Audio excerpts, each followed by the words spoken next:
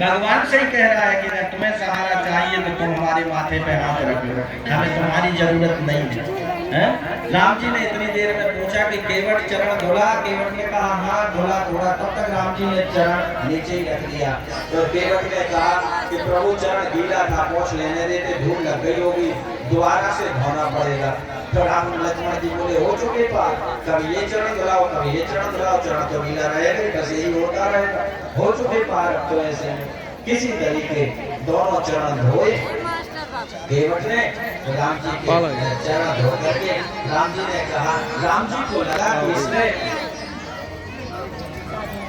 हमारे चरण धोए हैं, मैंने इसको कुछ दिया नहीं। सीता जी को लगा कि राम जी कुछ देना चाहते हैं। सीता जी ने कहा कि राम जी से कि प्रभु आपके उस हाथ में नहीं है पर आपके इस हाथ में तो है, ये हाथ भी तो आपका ही। उठी मुद्रिका उतार करके राम जी को दी।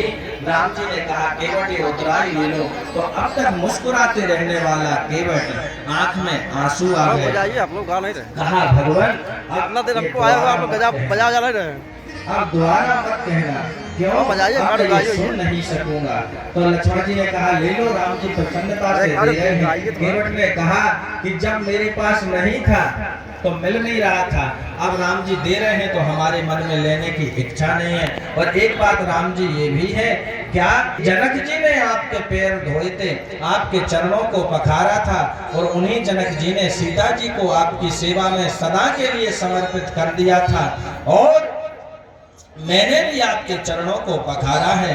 तो मैं कैसा अभागा कि उसी बिटिया की मुद्रिका में उतराई में ले लूं, मैं ये सुन नहीं सकूंगा।